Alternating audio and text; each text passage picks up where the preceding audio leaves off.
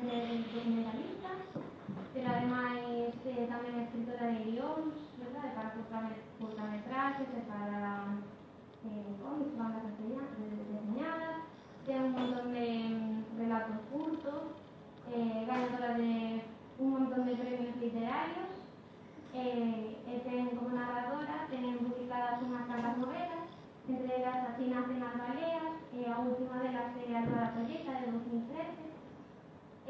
Bueno, pois hoxe vai nos falar un pouco da súa novela Así nacen as baleas, e a idea, como xa sabedes, é que despois quizás tamén un intercambio con vos, vale? Para non interromper máis, dos días alá. Buenos días, Alba. Bo día a todos e a todos por vir a esta charla. Eu vou falar dos días Así nacen as baleas, pero antes vou facer unha introducción para explicar como é que cheguei a escribir esta novela. Ten que ver con dúas experiencias literarias previas que ocurriron na primeira década do século pasado, entre o ano 2000 e o ano 2007. A primeira sería esta, que o título Escrita digital e ficción autobiográfica. A principios dos anos do ano da década pasada, no 2000, máis ou menos, o Consello da Cultura Galega creou un portal de difusión cultural que se chamaba entón culturagalega.org, agora chamase culturagalega.gal. En ese portal tiña unha sesión unha edición de fin de semana que estaba operativa desde o venres ao mediodía ata o lunes. Vale, aí propuxeronme facer, aí traballei eu durante 5 anos máis ou menos con colaboracións literarias e artigos de opinión. A primeira foi Anxos o Diario, que é esta que ten decía antes, de onde saiu este libro online. Antes de nada, aclaro vos que as ligazóns a esta sesión están rotas, non hai maneira de acceder a elas, pero por sorte, as publicacións que fixemos no meu caso, por exemplo, as sesións que eu fixen online en Cultura Galega, foron publicadas en libro, que iso tamén é o que me permite ahora contarvos un pouco a historia, porque teño os libros en papel. Esta primeira sesión, Anxos o Diario, estuve na co xornalista Roberto Ribao, e tratábase de temas cotiáns nos que, o produtor de fin de semana decía, Roberto, Anxos, esta semana, por exemplo, por que non falar deste tempo?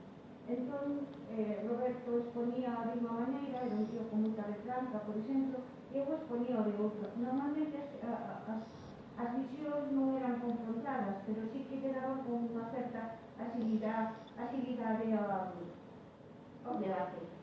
Por exemplo, esta era a presentación da parte que me correspondía a mí, e isto sería un exemplo, sabedes o tipo de textos que facíamos, eran textos moi breves. Bueno, e a mí, esta sesión para mí, por exemplo, foi a primeira vez que eu escribí para a rede, que eu fixen en literatura digital, e foi unha aprendizaxe impresionante, porque o tratase moitos deles de artigo de opinión e non querías que a xente pasase de página ou saltase de página web. Entón, os textos, as propostas eran facer textos breves que se pudesen ver dentro da pantalla, directamente na pantalla do ordenador sin ter que desplazar o cursor. Aí aprendí, por exemplo, a lixeirar o contido, a que non me importa tanto a extensión da obra, senón a profundidade da obra. Non me importa tanto ocupa, senón o que dis e como dis. Vale, a seguinte sección que vou a seguir foi esta. Tamén entrou dentro deste apartado de escrita digital e ficción autobiográfica. A seguinte foi Anxos de Garda. Esta xa facía o SOA. Foi unha sesión moi exitosa porque estuvo prácticamente 3 anos. Non se pode dicir en antena, ni nada de eso, estuvo activa 3 anos. Entonces eu escribía cada fin de semana iba contando o que lle ocurría a un personaxe que se chamaba Anxos, que ao mesmo tempo era narradora, que moitas veces confluían, pero outras veces non. eu intentei facer un experimento que tiña que ver con buscar os límites entre a realidade e a ficción. Un proceso que estaba moi de moda naquela que chamaban a literatura do eu ou autoficción e que eu preferín chamar ficción autobiográfica porque a materia do relato era eu mesma e a miña eu, pero non tanto eu, non o que eu vivía, sino a maneira en que eu vivía ou que sentía despois de vivir. E iso é o que intentaba trasladar despois en pequenos fragmentos un día por semana. Servíame para contar, por exemplo, para falar de poesía, para facer ficción, para falar de unha película que acababan de estrear, era un terreno terriblemente versátil. Daquela non existían os blogs, pero isto sería máis ou menos, iría facer máis ou menos a función que terían os blogs, ou que podía ser ahora mismo, despois 15, 20 anos despois, o que se pode facer en Facebook, directamente. Pero daquela, pensade que ni siquiera se podía enlazar unha canción. A mí gustábame poñer bandas sonoras, por exemplo, pero non había maneira de enlazar unha canción nunha páxina deste tipo porque non existía YouTube, non existía ese tipo de cousas, ese tipo de plataformas. Non podías enlazar unha imaxe, por exemplo. Entonces, había que describir a canción, decir, hoxe, para escoitar esta semana, utilizo, eu que sei, Dire Straits, por exemplo, non sei, non se me venía á cabeza. Entón, tiñas que poñelo que a xente imaginara o que buscara a canción por outro lado. E se describías unha, vin esta fotografía maravillosa, pero tiñas que describirla, non había outra opción. Vale, esta sección para mí foi importante, por un lado, para seguir aprendendo a escribir, a sintetizar, a que é máis importante a profundidade que a extensión, a depurar hasta atopar a palabra xusta e necesaria. Eso é unha das partes importantes deste proceso. E outra cousa moi importante que aprendín con esta sección foi traballando coa autoficción ou ca ficción autobiográfica, o que realmente funciona é que ti poidas contar as emocións e os sentimentos, que non teñas medo de decir, estou triste, estou contenta, ou se teño ganas de rir, ou se teño ganas de chorar. Eso é un ser humano e tens que comportarte como ele. Hai que pensar que eu traballaba detrás dunha pantalla. Eu non era consciente ao principio de toda a xente que estaba detrás lendo o que eu escribía. Non había o rollo este de feedback, que ti sabes cantas persoas te están lendo no momento porque se activaba o me gusta. Entón, aí eso permitíache traballar sin, perder o pudor, ser un poquinho máis osada, se queredes. Unha cousa que hai unha xente que me axudou moitísimo a darlle credibilidade a este experimento que estaba facendo eu. Claro, eu mentía bastante, porque eu facía creer que o personaxe Anxos lle ocurrían cousas que non lle ocurrían realmente, non? Pero que facía? Por sorte, tiña xente que colaboraba comigo, pois, por exemplo, o actor Morris, Antonio Durán Morris, que era un gran amigo meu, que eran veciños, e entón prestabas ao xogo, a escritora Rosa Neiro, que tamén era moi colega miña, e tamén se prestaba ese tipo de rollos, Uxía, por exemplo, entón parecía que, como falabas de xente real, recoñecible que todo o que ocurría era posible. Cheguei a crear personaxes polos que me preguntou a xente. Eu inventei un veciño que antes de ir o que falaba e fumaba un cigarrillo antes de ir a deitarme, e a xente interesouse por él. Como é, onde vive, como se chama, evidentemente, viñan amigas a casa e iban a buscalo. E evidentemente nin existía veciño, nin balcón do lado, nin nada. Vale. E esta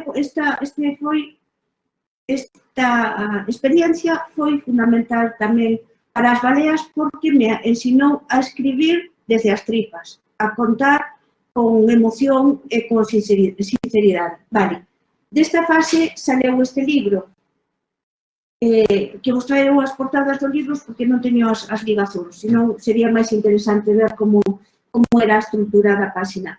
Este foi publicado no 2005, recolleu o primeiro ano de Anxos de Garda, está publicado pola Nosa Terra. Este outro, perdón, o anterior estaba publicado no 2004. Este, Melodía de días usados, recolle os 2 últimos anos da sección e está publicado por Galaxia. Bueno, a partir destas, despois desta, a continuación, no 2005, hai outra sección que fago tamén en internet e que tamén encaixa dentro da ficción autobiográfica. Neste caso, titúlase Crítica da memoria pura. Bueno, tamén era unha sesión de fin de semana durante o 2005 e nela exploraba a miña memoria persoal a partir de destacados acontecementos culturais ou históricos que eu puidese lembrar desde que era nena ata determinado momento. Por exemplo, sei que un tema que tratei foi o afundimento do Kurs, sei que outro tema foi a morte do Xa de Persia, non sei exactamente por qué, pero naquele momento pareceume que tiña que tratalo. Despois, a morte de Grace Kelly, evidentemente a chegada do home á lúa, non sei, a estrela de Blade Runner en Pontevedra ou a canción Wish You Were Here de Pink Floyd. Por exemplo, son temas así que iba tratando cada semana e que era, pero iso sí que era xa non xogaba tanto co mundo os límites entre ficción e realidade, senón que era un exercicio de recuperación da memoria persoal. Vale. Este libro, esta sección, publicouse despois, como 2 anos despois, porque eu, cando deixei de traballar en internet, de escribir textos digitais, facer literatura digital, pasei con mismos contidos, máis ou menos, pasei a colaborar no Diario Cultural de Ana Romaní, da Radio Galega, unha sección semanal que eu titulei Somos perigosamente normales, donde trataba temas da realidade cotidiana, pois violencia doméstica, pobreza, política, o que fose que me cadrase durante a semana. E resulta que esta colaboración do Diario Cultural, xunto con esta sección da crítica da memoria pura, que se chamaba, recibiu un premio de xornalismo moi importante, editaron esta publicación que se chama Perigosamente Normais, que recolle as colaboracións, todas as colaboracións de tanto na radio como na rede. Ahora, despois de isto, xa pasei a escribir directamente en papel. Os últimos experimentos que fixen eu, bueno, hasta que despois tuve en Facebook, claro, pero así que fixen de literatura tal, foron estas 3 en culturagalega.org. Despois seguín traballando na autoficción, pero xa en papel, na guía dos libros novos, debeu de ser polo ano 2006-2007, non lembro moi ben. Tiña unha sección que se chamaba Hemisferio Oeste, no que volvía outra vez a memoria, pero experimentando con límites da realidade e a ficción, pero sobre todo, que era ca memoria, a miña infancia rural como materia literaria. Era como indo ainda todavía máis para atrás. Isto durou un par de anos ou así, e sacaron unha publicación na propia revista cas fichas de todas as que fixen, e esta era, creo que a primeira de todas, justificando a miña sección. Vale. Esta é a primeira parte, a literatura digital que me enseñou unhas técnicas de escrita e que me enseñou a traballar coa autoficción. E agora pasamos á segunda parte, que é tamén determinante para a creación de Así nacen as baleas, e é a escrita da violencia.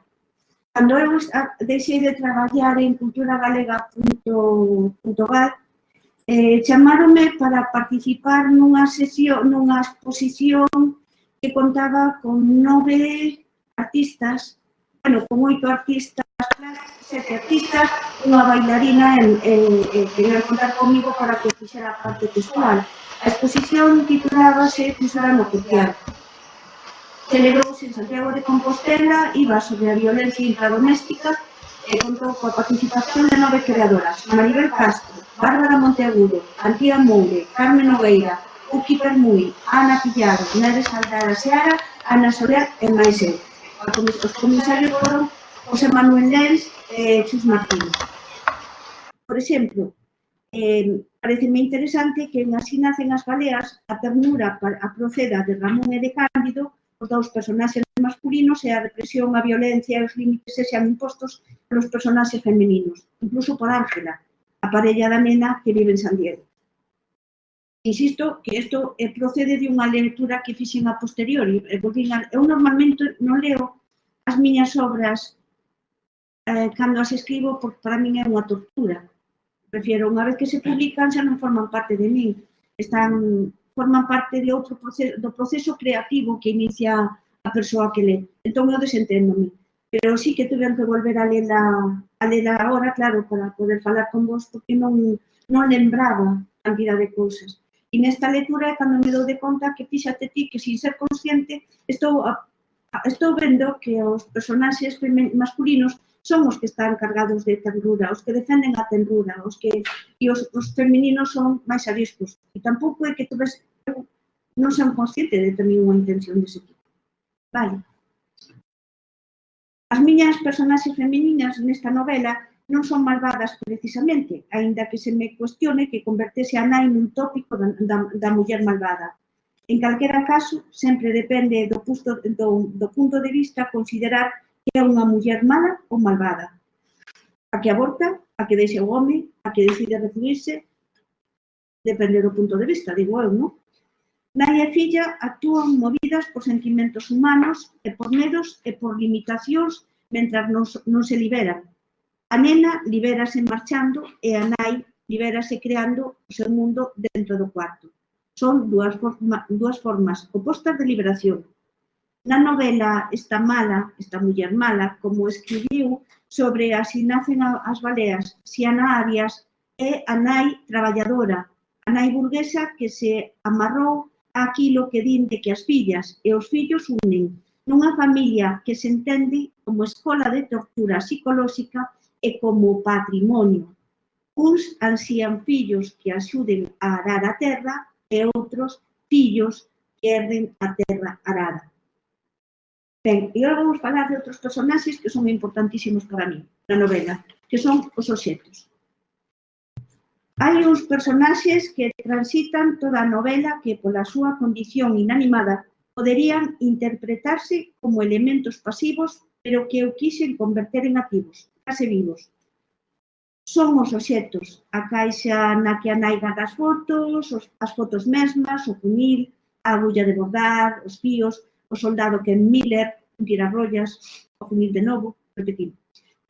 Os obxectos, e isto veme tamén da escrita digital, son en Así nacen as baleas desencadeantes de conflitos. Por exemplo, a caixa na que a nai ve claramente que o seu home ten unha relación ou ten unha familia noutro lugar, a postal do pai en que o fillo colle e coce nunha pota como se estuvera cocendo o pai mesmo, ou tirar rollas. A máis de os obxectos, a parte de desencadeantes de conflitos, son contedores de memoria, que se activará cando sexan mirados e observadores de situacións. A agulla que introduce a primeira parte, por exemplo, serve para comezar a desfacer o fío dos acontecementos e o funil que introduce a segunda parte ordena e canaliza a trama, como se personaxes e acontecementos pasasen pola súa boca. Cando escribí online, tiña que facelo todos os días, aínda que a publicación se fixese a fin de semana, unha parte importantísima dos meus textos procedían da observación. Persoas que se relacionaban nun patio entre varios edificios. Isto ocurría porque o balcón da miña casa de Santiago, do meu piso de Santiago, dá a un patio comunal donde rodeado por edificios. Entonces, ali, inevitablemente, ves a vida de moita xente. Eu, a veces, a mí fascinaba me observar e contar. bueno, a froita no supermercado, etc. Obxectos, imaxes. Neste libro, os obxectos merecen protagonismo e será a nai quen lle dea na antoloxía de obxectos cotiáns para atar a imaginación de Ramón á realidade. Bueno, lechedeles a novela, non? Sabedes que hai un libro que a nai utiliza para que Ramón vaya contando descripcións de cousas que ve.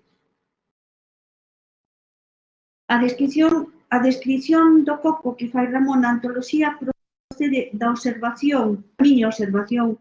Un día que fun á froitería, vin a unha muller que levaba os pantalóns de pana raídos polas cachas, vale? E eu había pouco que estivera na India e vira os babuinos, que tamén tenían as cachas así como peladas. Entonces, de aí nace esta historia que escribe a Ramón cando fala dun coco. Describe un coco así. Un coco é como o cu dunha mona loura, pero con 3 buratos. Os buratos do coco ábrense con tirarrollas e con coitelo afiado. Sair auga. Se non sai auga, é que o coco está podre. E, bueno, detrás desta descripción, ainda que pareza unha cousa un pouco peregrina ou así complexa, está comprando un coco, un pantalón de pana que asociei cos babuinos da India. Vale.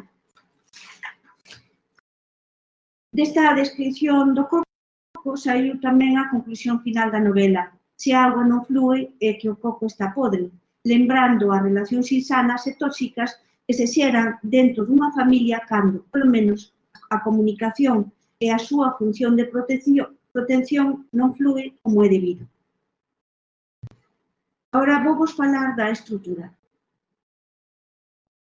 A estrutura pasamos a... Como non teño imaxes, fun así de chula e puxemos aquí a edición de Así nacen as baleas en galego, onde Así nacen as baleas en castelán, porque non tuve tempo a buscar cousas, vale? É unha novela escrita en 3 partes. Esas partes, a acción pasa dos personaxes a outros en parágrafos que, como xa dixen, en moitos casos poden lerse completos nunha pantalla de ordenador. A primeira parte, mamá escribe unha carta, a máis extensa, comeza cunha introdución titulada Agulla, que vou empregar para desencadear o fío dos acontecementos. Unha nai enferma e pechada voluntariamente no seu parto presiona a filla, que vive na Baixa California, para que se faga cargo dela e máis dos negocios familiares. Aquí aparecen xa os personaxes principais. A nena, Felisa, Ramón, Natalia e Cándido. Tamén está a sombra do pai ausente. Está escrita en primeira persoa. A segunda parte, titulada Un corazón de 400 kilos, está encabezada por unha introducción funil. A trama ordenase e canalízase percorrendo episodios clarificadores para a trama, episodios da infancia clarificadores para a trama, da infancia da nena ata a morte de Ramón. Está escrita en terceira persoa para provocar o distanciamento temporal e certo alleamento da protagonista. E a parte terceira, sen introdución narrada de novo en primeira persoa, titulada O caldeiro detrás da corda, resolve a trama. Esta estrutura débese, en parte, á dificultade que me supón construir novelas en liñas rectas. Un desenvolvemento e un final. De aí que a obsesión polo tempo narrativo poida ser outro trazo característico da novela. A miña relación co tempo, da que fala a protagonista dunha novela posterior, A lúa da colleita, inflúe inevitablemente na estrutura. Leovos o que di a protagonista da lúa da colleita, que, por certo, non lembro como se chama. Ela di, o tempo para ela non transcorría de forma lineal e, ademais, era algo que tiña sustancia, como se fose máis ben un corpo esférico que a contiña e que a expulsaba cando precisaba avanzar ou medrar. Era como un parto de cada vez, o parto dunha esfera. E iso acontecía por épocas de vida, non por anos, nin por meses, non por fraccións de horas, segundos ou minutos, nin sequera de días ou semanas, senón que era máis ben unha sucesión de estados de consciencia ou mesmo de estados de ánimo. A acción do relato permíteme os saltos temporais que, neste caso, acentúo o cambio de persoa narrativa, pasando da primeira á terceira para incidir na estancia temporal e emocional. É algo característico tamén na lúa da colleita. Perdón, Ánxel. Dime. Non entendí, porque isto é unha cosa que a mí me pensaba. Porque ese cambio da primeira persoa á terceira, no segundo capítulo. Mira, Que non entendí o que era. sí, era para distanciarme do personaxe. Para distanciar, eu como actora, distanciarme do personaxe, porque se te fixas, a primeira parte e a terceira parte, que é un momento máis actual, que é cando ela se enfrenta, volve a casa, todo eso, é unha parte, digamos, máis blanda, é un pouco chea de cousas, pero non é tan violenta como a parte central. Entonces, aí a mí non me importa ser a persona narradora e implicarme nesa persoa, vamos. Insisto en que é ficticio. É unha historia que me pasara a min, aínda que tiro moitísimo da miña emoción e da miña experiencia de vida. Da miña experiencia de dor, sufrimento, alegría e demás. Pero os feitos non son, que eu saiba, non son reais. Pero, e na segunda parte, que é a parte tan máis dura, a parte do sufrimento, a parte máis tal, decidí utilizar a segunda persona para aillarme da protagonista, vale? A segunda non, perdón, a terceira persoa, sempre para aillarme da protagonista e para marcar incluso un salto no tempo. Estamos na primeira parte, na terceira parte, narro en primeira persona e estamos en tempo presente. Na segunda parte, narro en terceira persona e pasamos a un tempo pasado, a infancia. Ese xogo, no cambio de persona, a min axúdame para afastar o tempo, para crear como unha máquina do tempo. E a miña intención era conseguilo, separarme emocionalmente da protagonista e despois provocar unha especie de túnel do tempo e levar a persoa que lé hacia atrás. Así. Esa era a miña intención. Enténdela? Ahora, sí. Claro. Vale. Conseguiche si algo nota. Sí. Lees algo nota. Sí, algo, sabes que algo ocurre. Porque ese cambio de taría, e eso sí, a ver, eu digo que escribo unha parte, empezo a novela, eu non sei exactamente o que vai a pasar, sabes? Pero despois non o deixo loco. Eu vou escribindo e eu sei que o que vai a pasar, evidentemente.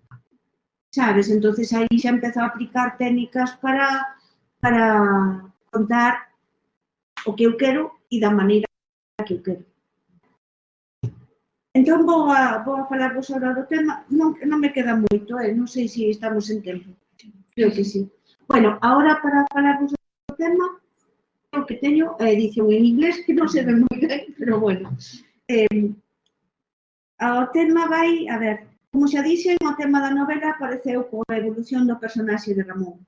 Insisto, entón, en que non foi premeditado, pero unha vez expostos os personaxes e a trama da novela, o tema resumiríase nas relacións intrafamiliares, condicionamento que nos impón o feito de que, en moitísimos casos, as familias planificaran para nós un destino a medida, ben por intereses económicos, seguir con negocio, ou por converter a filla nunha futura coidadora, neste caso, dun irmán con problemas psíquicos.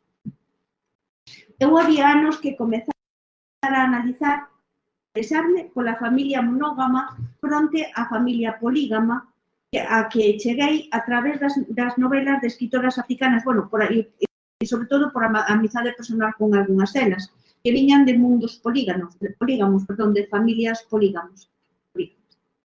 E que ademais exercían un determinado feminismo que a mí evidentemente me sorprendía, porque eu supoño que as formas de actuar do sistema patriarcal funcionan aquí ou aquí con máis intensidade, realmente controlan a un grupo de mulleres, sino que as enfrentan entre elas para producir os celos e cousas desse tipo. Pero bueno, como non é un mundo que coñeza de primeira persoa, non quero meterme que sí que me creou moitísima curiosidade esa historia. Entonces, leí novelas de bastantes delas, pero dúas que cheguei a conocer, a terceira non, porque xa estaba morta, o Agnès Botón, por exemplo, que Bugula ou María Mabá tratan do tema da poligamia desde distintos puntos de vista. E elas tamén me decían, vale, é un mundo perfecto, pero vos en familias monógamas están historias de infidelidades, de familias, a ver, que non se contan, pero non meten varias familias en distintos sitios, unha muller non sei que, sabes? Como que ali é todo máis controlado e máis claro. Bueno, eso habería que falar. Entonces, me empecé a interesar nesa época tamén pola familia monógama e polos problemas que ocurren dentro dela. E, bueno, claro, a exposición Fisuras no cotián foi para min importantísima para descubrir o que pode haber dentro de unha institución básica de como é a familia. O tema real da novela, para min, que son autora, que é o tema que eu propoño como autora, é a capacidade individual de tomar decisións e de liberarse dunha familia opresora que agocha situacións de maltrato, de infelicidade e de desprotección. Respecto a isto, que xa despois de tantos anos de que se publicara, despois de contactos con lectores, lectoras de distintos tipos e distintas idades, hai persoas que ven o tema así, ven unha opresión, pero con posibilidade, de decir, a xente que se libera de unha situación opresiva. En cambio, hai moita xente, moita non sei, igual non exagero, pero hai xente que se opre simplemente o relato angustioso da opresión familiar. E, en cambio, hai outra xente que só ve a historia de liberación, a historia chea de luz. E agora vou falar do título. O título non sei se teño algo, se teño aquí unha crítica de Galaxia. Bueno, o título, que é outra das cousas que vos podedes preguntar de onde sai un título. Para min é algo horrible titular unha novela, un relato, todo eso. Ou aparece ao principio, cando aparece a imaxe que vai dar pé ao proceso de escrita, ou senón pode ser que teña que preguntarlo ao meu colega que me titule. Despois hai outra cousa maravillosa que me pasou con Así nacen as baleas. O título apareceu, deseu. Os primeiros días, cando Ramón xa avanzara o suficiente, está aquí xusto nesa frase. Tal e como escribín a novela, o título se ouví case ao principio, en que Ramón se lanza á piscina e lle grita a irmá: "Mira, mira, así nacen as baleas". Berrou Ramón e fixo bopó con cara de peixe antes de lanzarse de chupe á piscina. E aí está, Así nacen as baleas. Realmente, detrás de toda esta novela, creo que está esa intención de liberación. Esta escena aparece na páxina 32 da primeira versión, na versión definitiva está casi na páxina 139, que comprobei. Bueno, eu creo que, agora, como os expliquei xa, como podo titular e onde naceu o título, eu creo que, para min, se fose vos, preguntaríame que fan as baleas no medio da historia. Certamente, o das baleas tampouco é que fose algo premeditado, pero é algo que, confeso que sí que é un animal que me gusto. Eu nunca vira unha balea, ata que anos despois de escribir a novela, puiden avistalas estive na Patagonia Argentina, na costa atlántica, e puden velas en península bandesa, así, como un pouco lonxe, pero bueno, pero vin esqueletos delas, que como se compuxeron a certa proximidade. Bueno, son preciosísimas, vale, é unha cousa impresionante. Bueno, tamén eu, a ver, como son da Ría de Arousa, incluso temos ali unha familia que ten o alcume de baleiros, porque se dedicaron anos atrás a traballar na caza delas, e parece que tiñan barcos e todo, pero, bueno, como é unha actividade que, polo menos na Ría de Arousa, no principio, onde vivo eu, tampouco debía de ser moi... Pero permanece no alcume e na memoria da xente. A xente ainda fala das das baleas cando iban a cazalas, cando había, sempre hai alguén que che conta que o cría destripar e non sei que. Bueno, as baleas, as baleas xa levaban case desde o comezo do proceso da escrita a roldar a Ramón e Mesamín. A parte da presenza das baleas na economía mariñeira, coñezo a simboloxía da balea e o seu navegar pola poesía galega. Luisa Castro, Xoana Torres, Ana Romaní, Xosé María Álvarez Cácamo, Esteban Creos, María Ocebreiro, Badilar Alexandre, sus pactos, por exemplo, e as que me poden quedar. Esta presencia como se chama, das baleas na poesía galega, sobre todo, analiza unha crítica, crítica profesora tamén de literatura que se chama Manuela Palacios, analiza nun artigo fantástico, maravilloso, impresionante, que me emocionou, que se titula Travesías de baleas pola poesía contemporánea de Galicia e Irlanda, xénero, empoderamento e extinción. Despois, Alba, eu doiche os datos, se queres, eu deixo o texto, eso. A ver, no meu caso, no caso de Así nacen as baleas, a presencia da balea gris responde únicamente a que me parecía unha imaxe aceitada para representar a Ramón e tamén unha poderosa metáfora do desexo de liberación. Como dicía, naceu do proceso de evolución do personaxe que procuraba botar horas na bañeira dentro da auga como unha salvación persoal no ambiente familiar opresivo. Textual, comiñas, grazas aos baños que a nai lle preparaba, conseguiría cumprir o soño de ser balea e daquela marcharía ao mar, nadando polo aire ou coándose por un desalgadoiro. Relacionase tamén con que a balea e Ramón, tan grandes e tan fermosos, poden abafar porque chega un momento en que non sabes que facer con eles. A nena, protagonista femenina, traballa ademais con baleas grises na Baixa California, onde é bióloga mariña. E foi precisamente a balea gris a que me levou a situala ali, porque estive buscando as rutas de desplazamento deste cetáceo. É unha alegoría da liberación en ambos os casos. Non tiña, polo tanto, no momento en que escribín a novela, ningunha relación consciente coa ecocrítica nin co feminismo.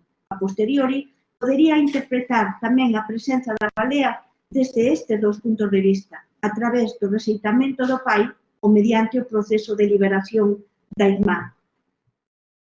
Ramón dille á irmá: as baleas cantan, as baleas respiran debaixo da auga polos pulmóns, as baleas turrichan o leite dos tetos na boca dos seus fillos, que nacen polas colas das súas nais.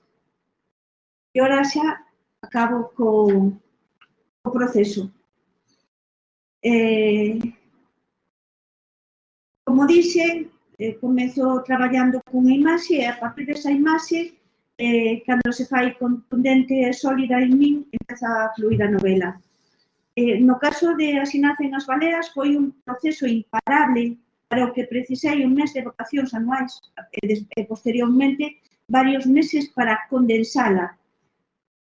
Porque eu escribo, empezo a escribir, e como decía un amigo meu que tamén é escritor, como si abres unha brilla, empezan a salir palabras, pero enchen todo, enches páxinas e páxinas e páxinas, pero é un proceso difícil de conter. Entonces, eu, nun mes de vacacións, escribín como 400 páxinas. Creo que foron 385, en algún sitio debo ter apuntado. E despois de facer todo ese traballo, ven un proceso posterior. E ese proceso é lantoso. Bueno, iso é o que exixe unha...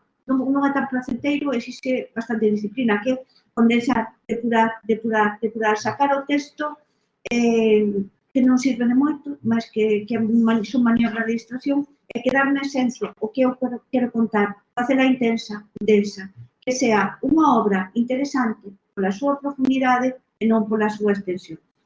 Teño aquí.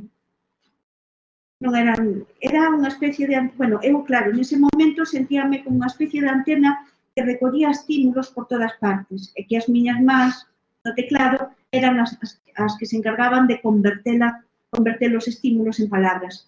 O primeiro borrador tiña 340 páxinas e o último, o que entreguei á editorial, despois dunha depuración e selección necesarias, só tiña 112. Este un proceso sen planificación previa que a mí me fai especialmente feliz cando flúe. Ten o traballo engadido final da revisión e do expurgo de textos innecesarios, o que me permite converter as obras en publicacións densas. Foi algo do aprendido durante a miña escrita digital, o que vos dixe, non me interesa tanto a extensión como a profundidade do contido. Non dubido que isto é o que permite cualificar a miña literatura como emocional e mesmo poética. O proceso non só afecta o momento en que tecleas, sino que acompaña todo o día e normalmente non me poño a escribir ata que atopo un fío do que tirar. Unha anécdota, a partir do momento en que a balea me apareceu na cabeza, ou na cabeza de Ramón, mellor, que foi xa nos primeiros días de escritura, seguí todo o proceso escoitando cantos de balea. Isto doulle certa liquidez á escrita. Busquei o canto da balea gris, así que moi lle seguía a ruta para saber hasta onde podía levar a irmán, en que territorio do planeta situar a irmán que iba a traballar cos cetáceos, instalei ali un bo clima. Entonces, o que fixen foi gravar, coller todas as gravacións que fun atopando de baleas grises, tiña como música de fondo, estaba escribindo, escoitando esas voces constantemente, cosa que era bastante apaciguador e tranquilizante. Bueno, e xa para rematar, un punto final, parafraseando a Xoana Torres. Unha persoa pode converterse en balea polo simple feito de querer cambiar de forma. Este é o caso de Ramón, e da nena e da nana. Graciñas. Agora, preguntade o que queirades.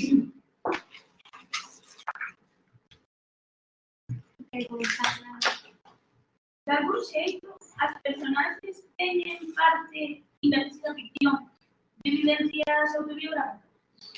A ver, eu xa digo que neste caso a miña intención era facer ficción pura, de pura imaginación, pero o que sí hai a miña experiencia vital, a miña experiencia emocional está, porque eu en algún momento viví situacións dolorosas e esa dor está aí. E esa alegría está aí. Situacións autobiográficas non hai. Ninguna que eu puida recoñecer, nin en amigos, nin tal. Hai algo, mira, a mí cadroume, por casualidade, coñecín a literatura de Virgilio Piñera, o escritor cubano, que estuvera encarcerado polo réxime, e regaláranme un libro de poesía, da circunstancia de ser isla ou algo así, non me acordo exactamente o título. E convertín porque me fascinou, collille tanto cariño a Piñera, é tan maravilloso escritor que o convertino, aparece como un do personaxe que se chama Virgilio e que tamén falo da circunstancia del agua por todas partes. Ese era o poemario.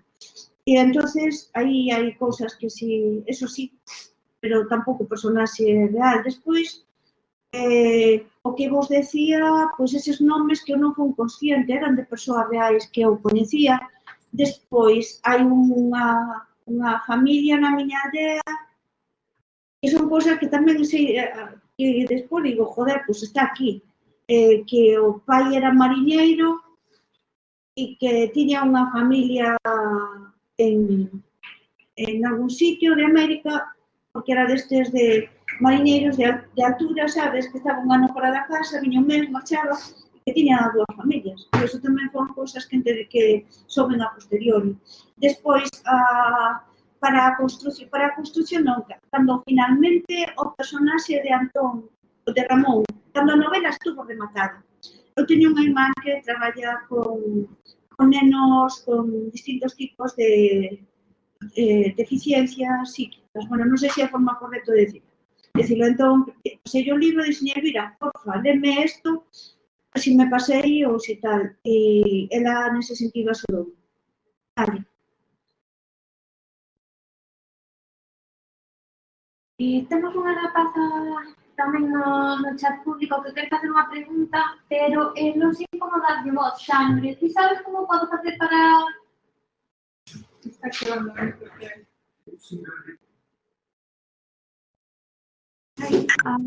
Apaguei algo. Non pasa nada, que temos... Hola, O meu portátil está... Sí, non pasa nada que está aquí.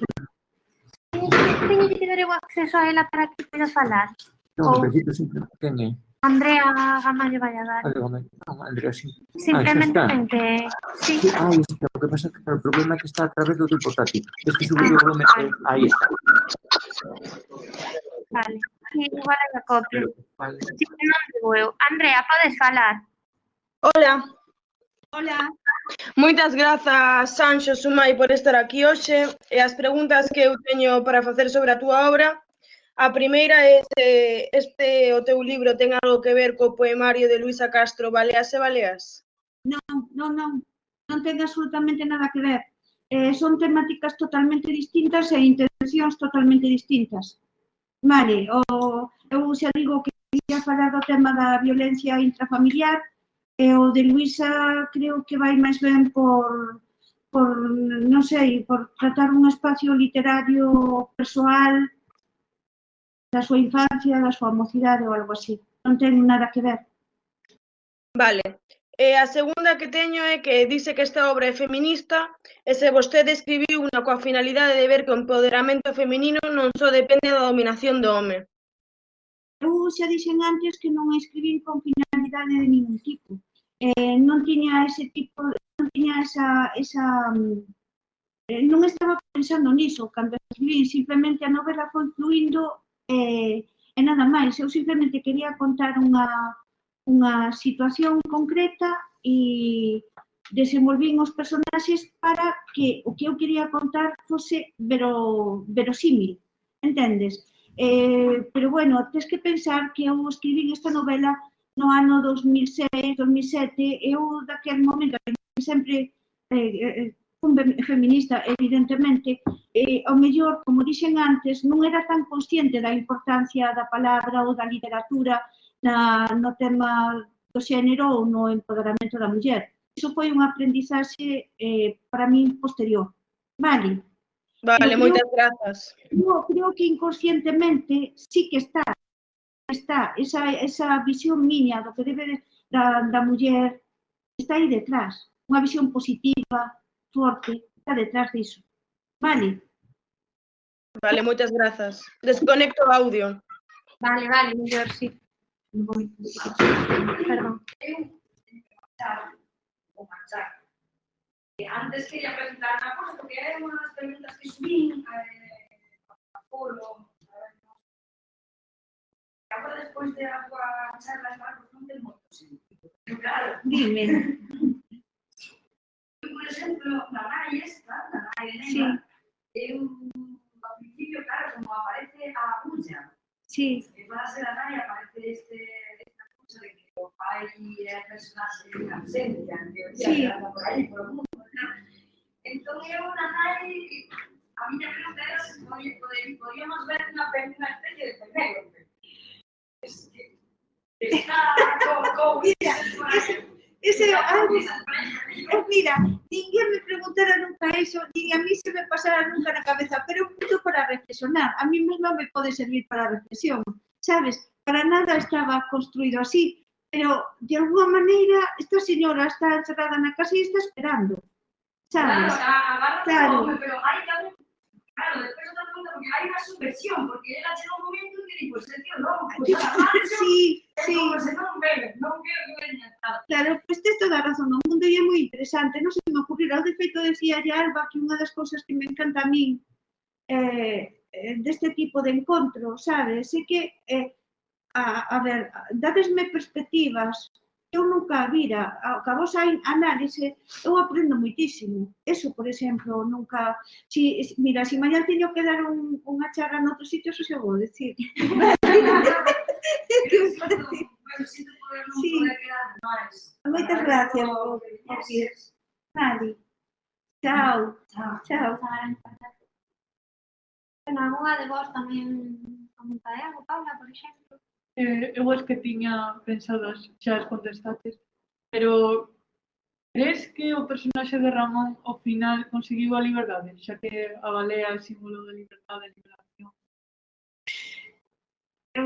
A ver, eu chorei moito con esa cena na que se tira, na que cae na piscina, pero esa cena, el non é consciente de que vai morrer. É a nai que non o deixa sair, entendes? É a nai quen permite que morra. Entonces, el supoño que o que sufriu. Non, cando sufres non te liberas. Vale. Iso é unha metáfora, unha alegoría, algo así que está por detrás, pero sendo inteligente sabes o que lle pasou a ese neno na piscina. Vale. A liberación nese caso foi para nai, non para ele. Algunhas preguntas que tiñas as contestou porque explico que así moi ben, entón non... O único comentar que a mí me parece moi importante o personaxe da nai, que eu non a vexo tan malvada, porque eu creo que hai esa creencia non son as historias, senón na vida cotiá, de que como é nai, deixa de ser un pouco muller, de persoa. Que parece moi importante que se vexa que hai máis que ser nai. A maternidade non ten que funcionar. Sí, eu de feito tratei o tema eso da nai da malvada porque mo decían, como mo decían en algúns sitios, en críticas a eso, claro, e dis, bueno, sí, vedela como unha nai malvada porque é unha señora que desentende e que se encerra. Pero claro, eu sempre explico, a dor que tiña esta muller detrás e esta é a súa forma de liberarse. É unha señora que curra un mogollón, é unha señora que ten esta vida, sabes? Entonces, ten dereito a facer o que lle dé a santísima gana. Ya está. Eu defendo así. Bueno, podedes pensar, ti escribes e podías poñerlle outra actitud, pero non me dá gana. Eu quería que esa era a decisión que ela tiña que tomar, sabes? E Ángela, porque a chamas amiga durante... Pois non teño claro, porque en principio tampouco quería insinuar a relación, non a quería facer explícita, non porque sea algún tipo de prexuicio ou nada dese tipo, sino porque non quería que ela, aínda que basicamente no que ela di, no que a nena di, estaba claro que tiña unha relación máis profunda que a da simple amizade. Pero non quería como facela libre a esta muller, a nena, e fixera poder vir a casa. De feito, en algún momento contaba que ela é feliz cando se desplaza polo mundo, cando está nun sitio, cando está noutro, e que Ángela incluso pode exercer algún tipo de tiranía ou control sobre ela. Por iso non quixen utilizar unha palabra máis, bueno, como se decir parella fose limitadora, pero bueno, non sei, quería deixar así como máis ambigua, sabes? Pero eu creo, non, estou convencida, porque a releí e as cousas que se din, era claro que tenían unha relación moi profunda, sabes? Eu achaquei un pouco, como era 2007, ainda non... Non, eu non... Ainda se decían amigos e amigas. Pensa que eu levo traballando na escrita que facía na rede, eu trataba temas deste tipo xa desde antes. Non, para mí, aseguroche que non é un prexuicio persoal. E se o utilicei, supoño que o mellor, mira, aseguroche que o mellor, inconscientemente, pois saleu de alguma maneira así. Eu mesma me sorprendo de eso. Porque cando as olles falar, a relación é evidente. Non tiña máis ánimo que a historia de que non fose unha relación seria. Non poñer parella, non poñer novia, porque eso significaba unha relación seria, igual que dis nai, igual que dis irmán, entendes? Amiga é así como máis etéreo, máis impreciso, máis libre, sabes? Esa era a intención, simplemente. Outra cousa que teño que apuntar, que son dúas.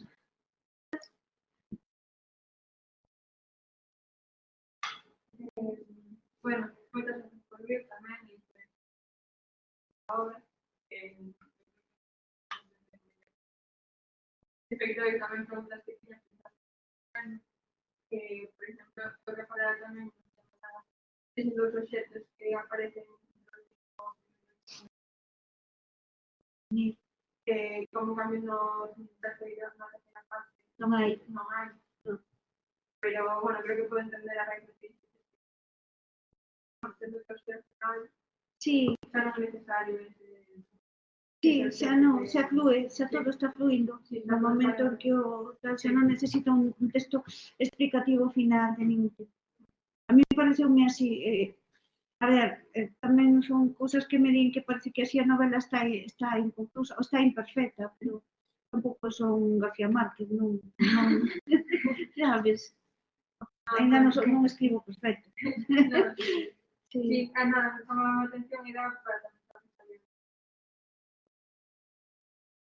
No, eso, presentar como vai así tal, van aparecendo a trama e despois vaise o funil, eso como é que a mí vino tan claro, mira así metes todo aí, e sale todo perfectino, convertido en chourizos ou convertido en cosas, non? Entonces era un obxecto que se me prestaba moito para esa introducción. E logo tamén, a raíz sobre todo de comentar que escribir demais, que no seu momento é bastante interesante, non? Escribir na rede, Sí, que non era tampouco, o sea, que non era territorio non como sí. e nese sentido, pues, que dificultades para todo. Ai, non, foi unha historia maravillosa, un mundo máis libre. Mira, eu cando empecé a escribir na rede, bueno, tamén a verdade é que estaba no momento xusto, pois, ca xente apropiada, sabes? E que eu estaba disposta a traballar e a darme a coñecer como escritora, entón xuntaronse unha serie de circunstancias. Naquel momento había 2 portales que estaban traballando potentes de cultura e máis, bueno, e máis de información, no caso de Vieiros facía parte de información diaria, xornalística, non? Pero tiña tamén unha sección de cultura. Cultura galega era especificamente cultural. Vale. Apareceu o noso espacio digital. De feito, había un profesor da escola, non sei se era da Carlos III en Madrid, que escribira, cando nos estábamos traballando, e digo nos, porque en Vieiros estaban experimentando 2 escritorazos como Santiago Jauregui Camilo Franco. Camilo, escritor como se chama, xornalista cultural. Vale, eles estaban, Camilo facía xogos, por exemplo, decía aos lectores, pola noite lanzaba un reto en Vieiros. Mandádeme 4 palabras e mañá pola mañá entendes un relato, sabes? Entón, seleccionaba un grupo de palabras, durante a noite escribía o relato e o día seguinte tal. As propostas de Camilo tamén saíron en libros. Unha é Palabras contadas e outra por conto llevo. E eu aí estaba facendo algo parecido, pero distinto. Que pasa? A mí que eu empecé a collerlle como a punta ao sentido, ao espazo, mentras eles xogaban cos escritores desa maneira, e dixen, ostras, que aquí podo estar contando algo máis, eso, empecé contando como saía pola rúa e vía os chicles dos nenos do colexio próximo que había a veiga tirados no chan. Iso atreu a moitísima xente que está contando algo absolutamente cotidiano, algo que non vía nin nos periódicos nin na literatura. Entón, con ese tipo de detalles, despois xa eu empecé a decir, eu sinto, estou triste, vale. Houve un momento en que eu non tiña ni idea de cantos lectores, cantas lectoras tiña, pero empezaron a chegarme anxos á casa. Anxos, de figuriñas de anxos, que viñan pois, desde México, desde Granada, desde non sei onde. Chegou un libro desde Argentina, de un señor, de un escritor que se chama Alberto Dolina. Eu flipaba, e flipaba porque había, ao final, había xa momentos en que subía a historia e antes non había como ahora, como pasa en Facebook, que se dá me gusta ou que che poñen un comentario. Non, antes a xente escribía correos. Entón, ti habías o servidor de correos e ao mellor tiñas 100 correos ou algo así. E iso foi unha época maravillosa, estupenda e fascinante. Foi nese momento en que nós estábamos experimentando con este espacio digital, porque é un espacio moi atractivo, porque cambia o concepto de literatura, porque ti, con esta posibilidad na que despois tempo podes meter música, podes meter imaxe, pasas a convertirte casi nun director de cine, sabes? Creas o guión e creas todo o demais. E naquel momento andábamos teorizando con eso, a onde van as palabras cando deixan de verse. E había un escritor, que iba con Rodríguez de las Heras, que era un profesor da Carlos III en Madrid, que fixera un experimento no que ti ponías aí, abrías a pantalla e aparecían palabras e ti, se unha palabra que pulsaras, a historia iba por un lado ou a historia iba por outro. Fascinante. De todo eso non quedou nada. Claro, vemos o que sigue predominando é a escrita en papel, porque tampouco a crítica lle prestou demasiada atención a produción literaria online. E mira que había testazos. Eu tuve moitísima sorte, aseguro, porque se fixaron en min, porque me leían na redacción da Nosa Terra e a Nosa Terra decidiu... De feito, agora creo que algo que é tamén común, sobre todo as historias novas, que están actuando nas comunidades digitais e demais, e con todos os formatos. Entón, a verdade é que descubría que xa, pois, Sí, sí. You are currently the only person in this conference. Que iban a ceras. Digo, na rede, e entón, tampouco xa, agora, tamén ver tamén como funcionaban ese tipo de plataformas. Sí. Mira, había tamén xente poetas, eu acordome unha boa amiga, Ola de Cociña, tamén nesa época empezaba a facer un blog de fotocreación. Entonces ponía unha amiga ponía fotografía e ela facía o texto, o poema. Había belleza, aseguro. E unhas ganas de traballar e unhas ganas de utilizar ese medio impresionante. Sabes? Podense facer cousas. Pero chega un momento en que se acaba convertendo igual que un libro, lectura de esquerda a dereita e de abaixo, de arriba a abaixo, a página. Ao final, por lo menos ese sentido foi frustrante. Pero bueno, sempre se poden experimentar máis cousas. Nada.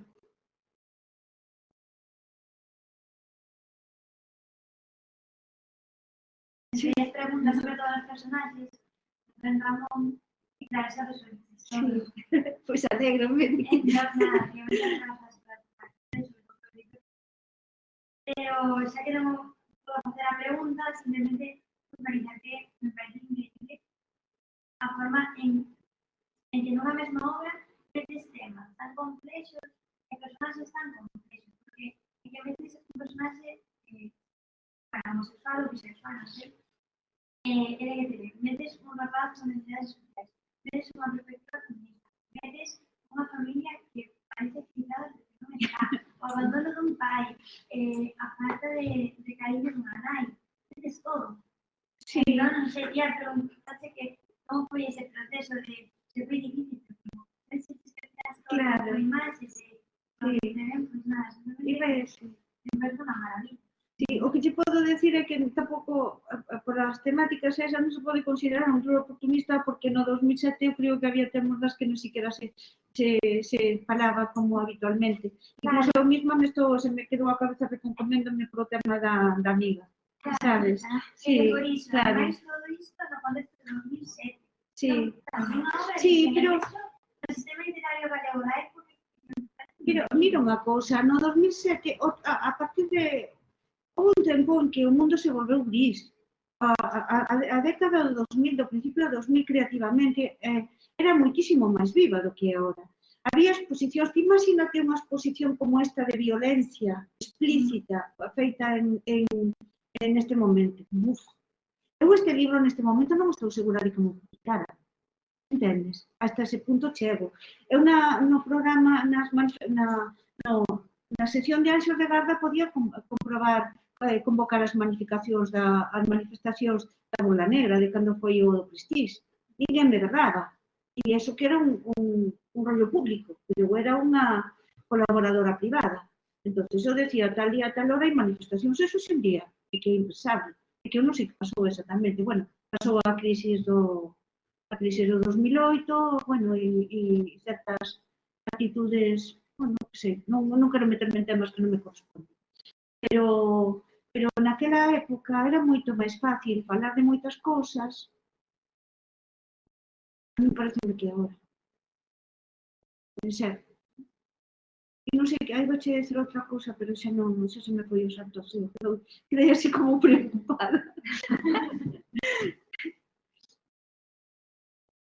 Bueno, nunca me pregunto que tenía sentido ahora mismo, pero Unha cousa na que dixen no libro é o tema dos nomes que Cándido que o seu nome é unha tradición familiar Sí, e que se no momento no que a nai le cambia o nome de Cándido a Ramón existe unha intención.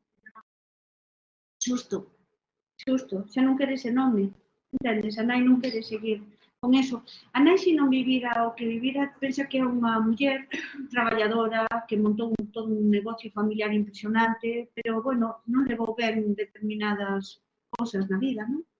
Entonces, ela querería romper ca relación, xa que fixo despois a filla, querería romper ca tradición. Así que Cándido non. E parte o neno morreu. O Cándido, o chaval que se iba a chamar Cándido morreu. Renaceu despois. Isto tamén o investiguei, porque se é posible que un neno poida renacer, e dixeronme que a Picasso que lle pasara. Sí, que estuvo moito tempo morto e que despois reviviu.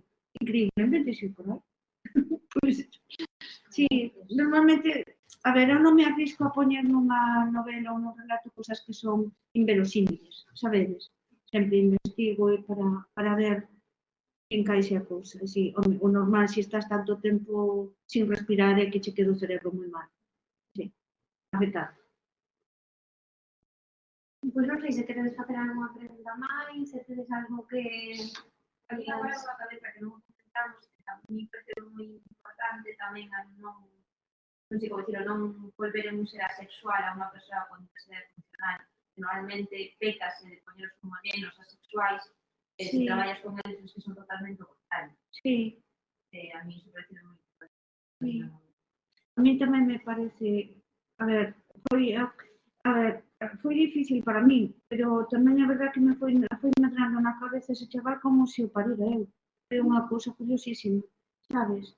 Eu digo cousas que como que diste que che parecen que naquela época. Cando alí onte ou a novela, hai un episodio sexual, totalmente sexual, que é cando o neno lle colle a man a nai e a mete por unha poquita e dixen, ai, Dios mío, bendito, neste momento non me deixan publicar isto, sabes? Pero naquele momento era así, ese tipo de cousas son as que consultei con miña irmá. E ela decíame, lógico, é un home e ten hormonas e funciona así.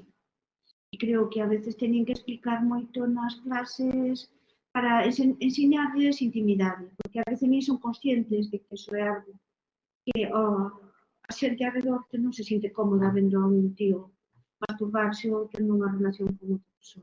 Son cousas que teñen que explicar. Pero bueno, é así. Outra cousa que tamén me din conta eu lendo a novela é que, claro, decía, e a muller esta que se ten a relación co fillo e tal, e vin que había como unha cuestión moral en que ela mesma considera que se sinte a salvo porque non sinte desexo a ela en ningún momento. E dixen, tamén escribín eso, vale, guai. Sabes?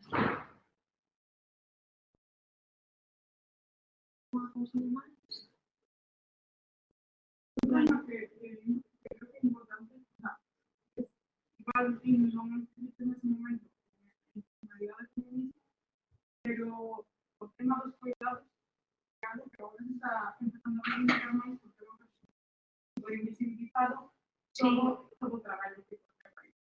E agora, como movimento feminista, reivindica que caso permaneceu sempre as mulleres, mentre non nos incorporamos como mulleres, ese traballo que vou sobre o medio de mulleres. Sí. E a verdade é que é algo que igual non como máis inconsciente, que vai tratar un montón de temas que abordar de novo. Foi a verdade.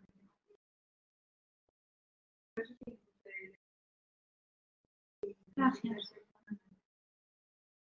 Eu non sei para ela, pero para mí o libro vai de peso, porque levamos todos os libros obrigatorios, sempre son homes facendo cousas de homes.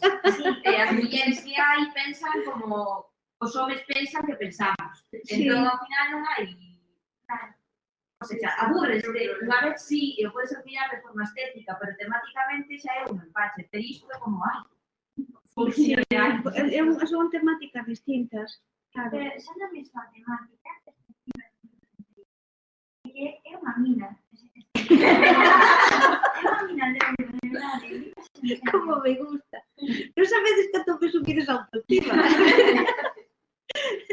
Non sei, é tranquilizador oírvos, porque despois de tantos anos, sabedes que pasan 15 anos, unha obra en 15 anos pode caducar, pode ter cosas que dis, como che vean, pero que 15 anos despois de estar escrita, pois me estes dicindo, isto é que me emociona incluso, sabedes, porque eso é que a obra sigue, permanece, vive, sigue viva, e eso pareceme maravilloso.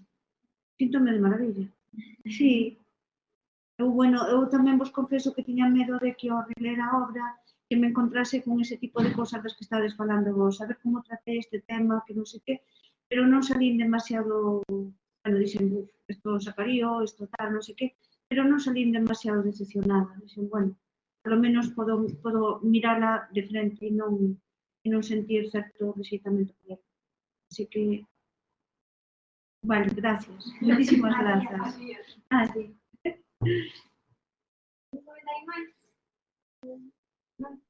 Ben, pois, quero che agradecer inmensamente que viñeses, por suposto, a novela, que nos encantou a todas, que tratases temas tan importantes, tan trascendentais. Eu, personalmente, agradeço que trataras o tema da discapacidade intelectual. Bueno, tamén o tema todo do feminismo, que ainda que non o fixeses, pois, conscientemente xa falamos aquí isto, pois, que está en toda a novela. Bueno, tamén quero agradecerlle ao departamento, que non o dixen ao principio, quero agradecer ao departamento apoio económico e logístico e moral de todos os tipos para poder verte aquí hoxe. Sí. Bueno, a ti especialmente por vir e por ser tan agradable e tan disposta a todo. Pois eu tamén vou dar gracias a todos, ao departamento, a ti, Alba, a todas vos por vir, a maravilloso agasallo que me fixechedes co tema da lectura do libro e cos vosos comentarios. E, bueno, encantada. Cando queirades, volvo. Bueno, cando teño outra novela, hai que esperar.